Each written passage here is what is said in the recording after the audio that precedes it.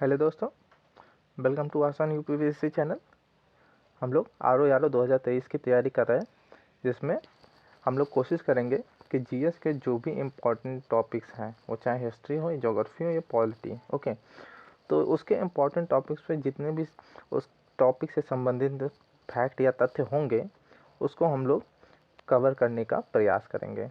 फिलहाल हम लोग आज का जो हमारा टॉपिक होगा वो होगा वैदिक सभ्यता। तो इससे संबंधित जो भी फैक्ट होंगे उसको हम अपने वीडियो में कवर करने का कोशिश करेंगे। तो चलते हैं अपने वीडियो की ओर। देखिए, वैदिक लोग क्या थे?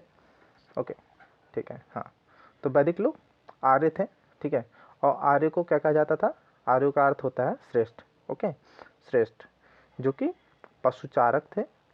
ये पशुचारक थे। और जो वैदिक सभ्यता है, तो इसकी जो डेट है वो निर्धारित की गई है 1500 से 600 ईसा पूर्व, जिसमें से 1500 से 1000 तक आपका ऋग्वैदिक काल चलता है और 1000 से 600 ईसा पूर्व तक आपका उत्तर वैदिक काल चलता है, ठीक है। तो जो आर्य थे वो सर्वप्रथम कहाँ आकर बसे? तो वो सैंधव प्रदेश में आकर बसे, ओके। तो आर्य सर्वप्रथम आके सैंधव प्रदेश में बसे। और जो 10 राग युद्ध होता है, जो 10 राग युद्ध है, वो रावी नदी के किनारे लड़ा जाता है, जिसका पुराना नाम पारूसड़ी नदी होता है। इस युद्ध में सुदास और 10 राजाओं के मध्य युद्ध होता है, जिसमें सुदास के जो गुरु थे वो वशिष्ठ थे, और इसमें इन्हीं की जीत होती है, ठीक है।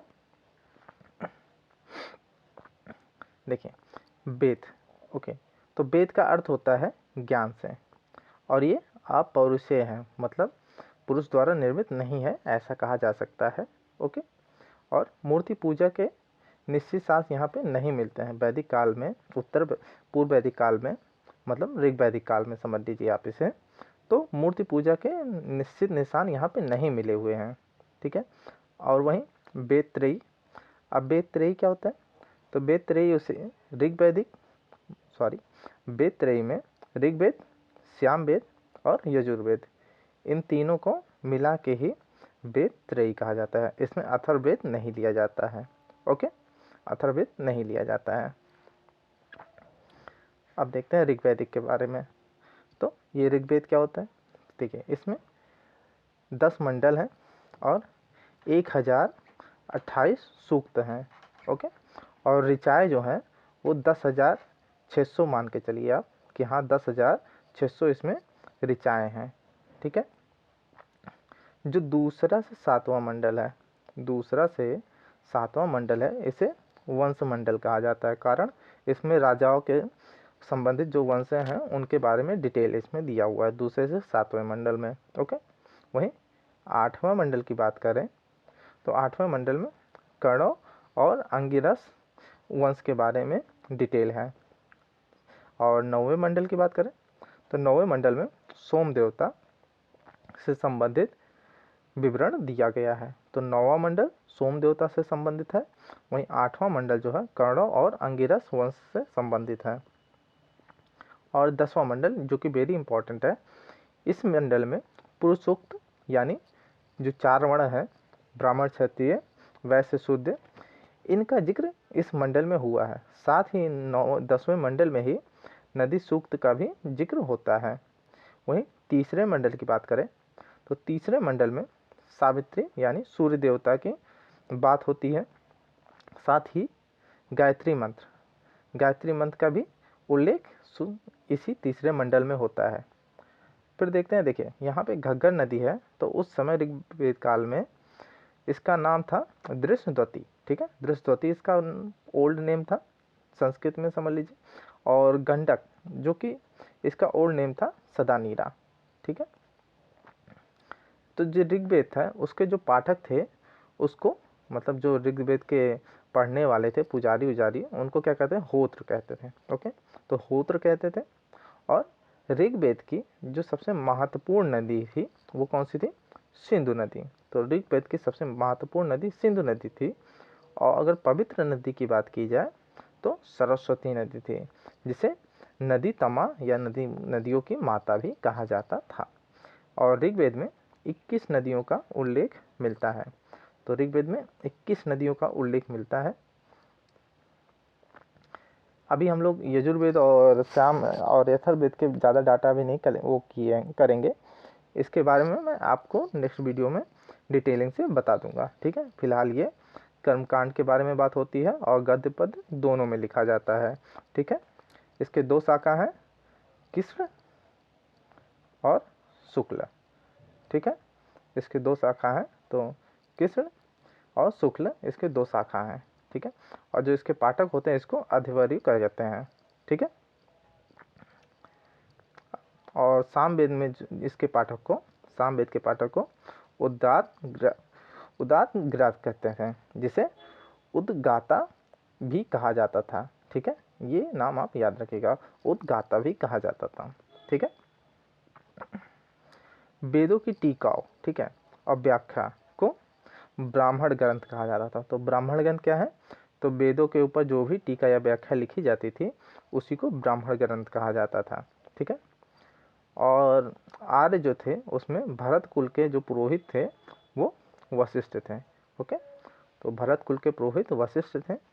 और आर्यों की अगर प्राचीन सभ्यता संस्था पूछी जाए तो उसका नाम था विदत, उसे विदत कहते थे।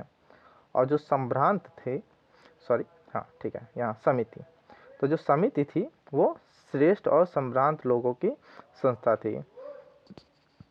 समिति जो थी वो श्रेष्ठ और संभ्रांत लोगों की संस्था थी और विदत सबसे प्राचीन संस्था थी, ओके। वहीं जो समिति के जो भी कार्य थे उसमें से एक कार्य ये था कि राजा का चुनाव करना। तो राजा वंशानुगत नहीं होते थे, उनका चुनाव किया जाता था समिति के माध्यम से। ऋग्वैदिक काल में पुलिस जो थी उसको उग्र कहते थे, वहीं गुप्तचर को अस्पष्ट कहते थे, ओके। तो गुप्तचर को अस्पष्ट कहते थे और पुलिस को उग्र कहते थे। और ऊनी कपड़ा जो था उसको सामूल्य कहते थे, ऊनी कपड़े को सामूल्य कहते थे। अब ऋग्वेद में इंद्र का जो भी वर्णन आया है वो 250 बार आया है और वहीं अग्नि का 200 बार। तो अग्नि का 200 बार उल्लेख हुआ है ऋग्वेद में, ठीक है। बलि, अब बलि क्या थी? तो बलि ये एक प्रकार का कर था, ठीक है। बलि एक प्रकार का कर था। वहीं आवट का संबंध कुएं से होता था और पर्जन्य का संबंध बादल से। और वहीं करीस, तो करीस को गोबर कहा जाता था। और तो ऋग्वेद में क्या होता था? दास प्रथा का प्रचलन था, ठीक है। ऋग्वेद में दास प्रथा का प्रचलन था। वहीं पर्दा प्रथा और सती प्रथा, इन दोनों का प्रचलन यहाँ नहीं था, ठीक है। अब देखिए ये नीचे वेद दिए हुए हैं और उनके उपवेद दिए हुए हैं, ओके। तो ऋग्वेद का उपवेद कौन सा है? तो वो है आयुर्वेद। वहीं यजुर्वेद का उपवेद जो होगा वो धनुर्वेद होगा। तो यजुर्वेद का उपवेद धनुर्वेद होगा और सामवेद का उपवेद जो होगा वो गंधर्व वेद होगा और अथर्ववेद का जो उपवेद है वो है शिल्प वेद, ओके। उत्तर वैदिक काल के थोड़ा सा डिटेलिंग देख लेते हैं। तो उत्तर वैदिक काल जो था वो 1000 से 600 ईसा पूर्व का इसका क्या है ईयर था, ओके। और ऋग्वैदिक काल जो था वो 1500 से 1000 ईसा के आसपास था, ओके। अब इसमें मूर्ति पूजा स्टार्ट हो गई थी। ऋग्वैदिक काल में ऋग्वेद में मूर्ति पूजा स्टार्ट नहीं हुई थी, लेकिन यहाँ पे स्टार्ट भी हो गई और गोत्र व्यवस्था भी जम गई। पहले ऋग्वैदिक काल में वर्ण का जो अर्थ निकाला जाता था वो रंग से निकाला जाता था, ओके। लेकिन यहाँ अब वर्ण का अर्थ जाति से होने लगा, ठीक है, व्यवसाय से होने लगा।